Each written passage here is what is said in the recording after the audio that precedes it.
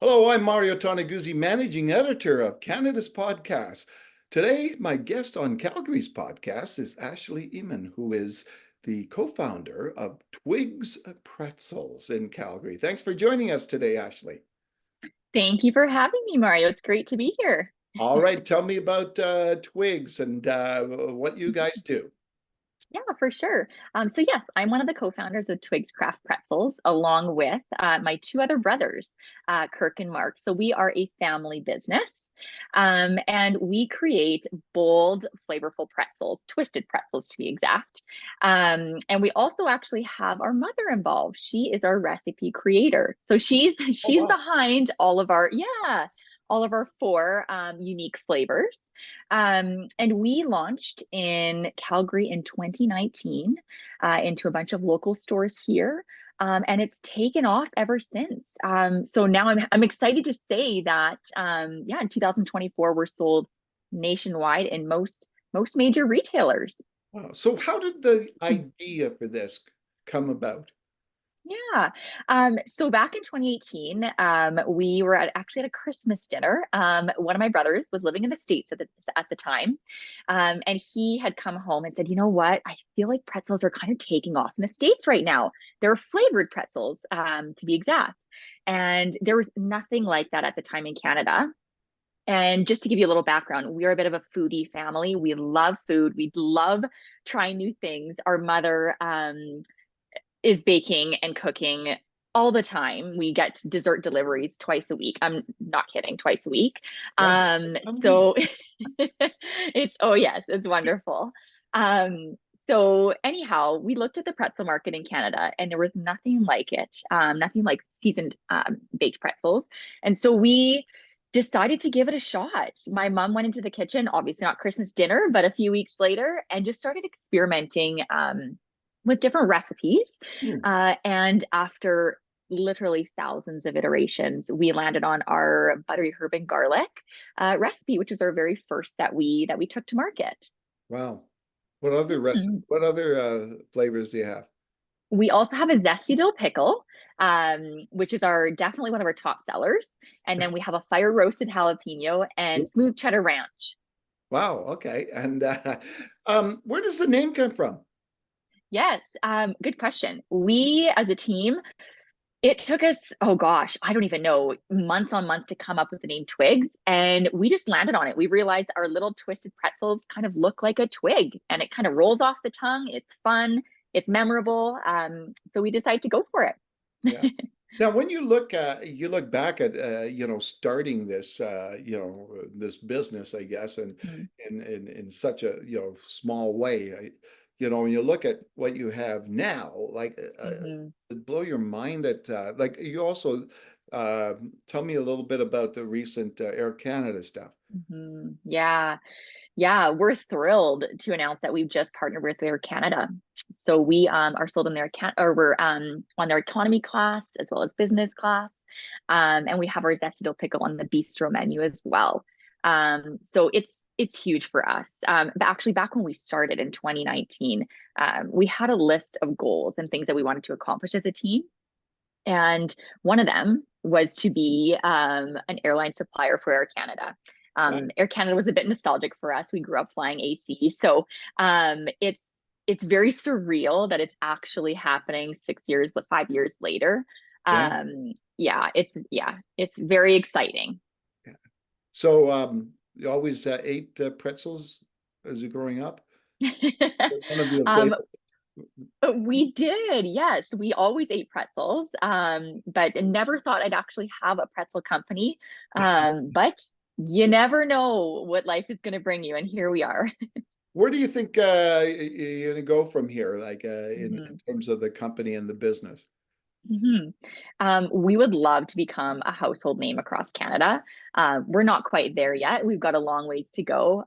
But now that we are sold nationwide and we are in most major retailers, and with the massive exposure that we're going to get from Air Canada, Yeah, yeah, I think within the next few years, we will be able to get to that household name brand yeah, where Twigs is just kind of that go-to snack that Canadians can enjoy. And sorry, where are these made? Like, do you have a special place that you have, or just right out of the kitchen? Yeah, we started out of the kitchen, and then and then moved to a small commercial kitchen when we initially started. But now we have a large facility in Canada that we actually produce the pretzels at. Oh, Mhm. where's that? We have one in Ontario. Oh, Yeah. okay. So I don't know if you could put this in context. I wonder how much, how many pretzels or how much of this is made on a daily basis? Oh goodness. I don't know on a daily basis, but on an annual basis, millions. So millions and millions of pretzels are made every year, and are heading out to consumers. Okay, and now the foodie in me wants to know. Okay, so Mhm. I'm take it that there's the pretzels that are kind of like intertwined. I don't know how to describe it. Not like a straight stick, right? You got it. So ours are a little bit different. So they're actually, it's almost as if two sticks are combined and they're twisted. So they're almost like the length of a finger, but are slightly twisted. So they're not like the looped pretzels. Okay, interesting. Yeah, so that makes them a little bit more unique as well. Tell me a little bit of your background. And I cheated and I looked you up on LinkedIn, and I see you were a teacher before this. I was, yes. Yeah, I taught in Calgary for close to 8 years, and taught also at the very beginning when we first launched Twigs for that first initial year, was teaching and running Twigs, like evenings, weekends, when we'd first launched. But soon that just became a little too much on my plate, and then went full-time Twigs. So yes, was a teacher prior to Twigs. So how many years were you a teacher then? Close to 8 years. Oh, Close to okay. 8 years. So Yeah, I taught still elementary relatively for the. young, right? To shift gears and do this. Like, what do you think? Did the teaching profession, did you learn anything out of that that helped you in the business that you're in now? Absolutely. Yeah. Teaching teaching is an incredible profession. And but it does force you to be very organized, forces you to kind of be flexible, Yeah, yeah. and be able to pivot, which I think is a huge piece of entrepreneurship and running a business, small business, and now a growing business is you can plan months and months in advance, but nothing is ever, and this is life in general, nothing is ever going to go exactly as planned. And I've learned that with business is, yeah, exactly. You have to be able to pivot, and if you want to grow quickly, yeah, you have to be flexible and you have to really be detail oriented. That was a huge piece about teaching as well, Hmm, is the organization piece and the just being able to yeah look at different angles has really helped me with running Twigs. interesting. Yeah. What would you Hmm. say the biggest challenge was in starting a new business? Hmm. I'd say a lot of it, for me in particular, a lot of it was new. Just in terms of how to reach out to different distributors to help get our product out there. How to even just bring a product to market or even just designing the bag in general. That was all new to me. So there was lots of research involved, lots of asking questions, and something that we actually, as a team, my two brothers and myself, did from the very beginning. And I would recommend to any entrepreneur out there is reach out to other founders in Mm, your specific space and reach out and ask questions, get their feedback about where you're at, or any challenges that you're going through, or any recommendations that they have. We actually did that on a monthly basis. The first wow. few, we still do it actually, but the first few years of running Twigs, and it was significant in helping us kind of guide our business, and yeah, help avoid specific challenges that we didn't need to go into. So what kind of people and businesses did you reach out to? Just founders of other CPG snack food. I won't say any specific names, but CPG snack food companies, kind of similar stages as us. Uh, So maybe only sold in Western Canada at that time. And then we also did reach out to others who were even launching into the States just to get their feedback. And I just, yeah, I would highly recommend that to others that are starting businesses. It's very helpful. Now, before I forget, what did you teach, by the way? Mhm. I taught grade two for most of my teaching career, and who knows, I may go back to teaching in the future. I loved it. Yeah. But right now, with as busy as Twigs is, it definitely wouldn't be possible right now. We'll just say that. So basically, you started, and maybe I don't know if you could talk about the rest of the family, but did anybody Mhm. have like a business or entrepreneurial background at all? hmm so my two brothers had a bit of business background. So Mark has a sales background, and so he was highly involved in a bunch of different sales avenues. So, and he naturally took the sales manager role in Twigs. It just fell naturally. He fell naturally into that role. And then Kirk did have some business background, and he's also an engineer as well. So Hmm. he definitely fell into kind of that operations manufacturing role, and just naturally fit there. So we all kind of fell into our specific roles, um, and yeah, I think, and even just being a family, I think that's been able to help us progress and move as fast as we have. Just being able to have open conversations with each other, and yeah, just being able to kind of push us forward at a faster rate.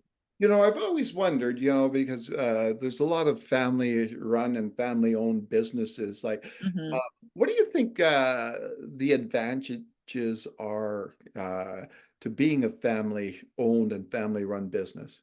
hmm Um, I think one of the big pieces was we all went in with the same goal.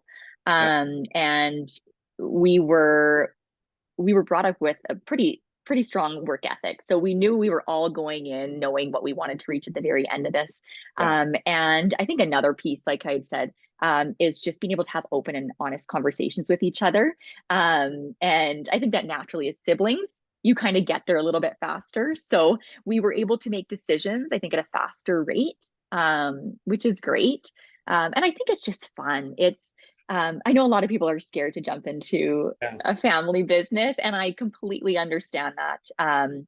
But we knew we were all open and honest from the very beginning about what we all each needed out of this business, what we wanted out of this business, and I think that really helped kind of form that basis before Yeah. moving forward. What do you like about being an entrepreneur? Ooh, um, I love a good challenge. And I just naturally am a problem solver. So I think business and being an entrepreneur, you run into challenges every single day. And not saying that all of them are fun, um, but just being able to, yeah, check the box at the end of the day, saying, okay, I accomplished this today is a good feeling. And I think the learning, I think naturally as a teacher, I love to learn and I love to teach my students just how to get excited about learning. And yeah, entrepreneurship and business has taught me that as well. You're going to learn a ton at a really, really fast rate. Yeah. Not take it all in, but yeah, the learning has been a lot of fun. Okay, I'll ask you the question on the flip side. What don't you like about being an entrepreneur? um, to go along with the challenges, um, a lot of, like I said earlier, you plan as much as you possibly can, Yeah. but a lot of things are out of your control. And I think that's the trickiest part, is just knowing, hey, I've planned as much as I can, and this piece right now is out of my control. I'm going to do as much as I can to kind of guide it in a certain way. But yeah, I'd say that's probably the trickiest part. So if you had say one of your former students Mhm, come up to you and say that, oh, I heard what you've done, with the company, mhm, I want to be an entrepreneur. What advice would you give them? mhm. Um, I would say work really hard and play to your strengths. I think that's been a huge piece for us as a family and running Twigs is, yeah, Mark fell into his sale role. He just naturally is great at that. I kind of took on that finance and marketing because I'm that organized person, and yeah, Kirk played to his strengths with just um, a million spreadsheets a day on the manufacturing and operations side. So definitely play to your strengths, and then work really hard. Yeah. And if something doesn't work out, I always used to say this to my students: if something doesn't work out, try another way. there's always some way to make something happen. True. So one way probably isn't going to work. Put 10 sticks in a fire and at least one of them will work out. Exactly. Now, obviously, one of the things about being an entrepreneur is it's almost like a 24/7 job in many ways. You're Mm-hmm. either doing it or you're thinking about it, etc. Yeah. What do you do like for work-life balance? How do you Mm-hmm. keep that? Yeah. Good question. I'd say that's also another challenge of entrepreneurship is you can't turn it off, right? It's not 9 to 5. It is 24/7, 7 days a week. And you're always, um, and I'm assuming it's not just myself, but other entrepreneurs, you're always thinking about how Yeah. like better ways that you can better your business.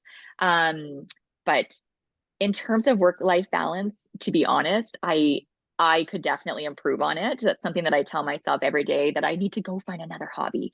And or even in the evenings, just I have a little daughter at home and yeah, just really trying to spend as much as my evening time with her. I think that provides balance. Mm, Um, and just really trying to take time away on the weekends. Those first few years, it was yeah. really difficult to take time away on the weekends. But I quickly learned that it's necessary in order to be as productive as you want to be during the week. So Yeah. take time on the weekends. Yeah, I'm hoping to plant a garden this summer There you so go. I can spend some time outside since our summers in Canada aren't the longest.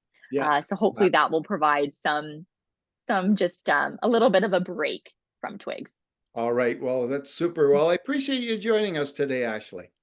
Yes, thank you so much for having me, Maria. Really appreciate it. All right, that was Ashley Ehmann, who is co-founder of TWIGZ Pretzels in Calgary. I'm Mario Toneguzzi, managing editor of Canada's podcast, Today with Calgary's podcast. Thanks for joining us.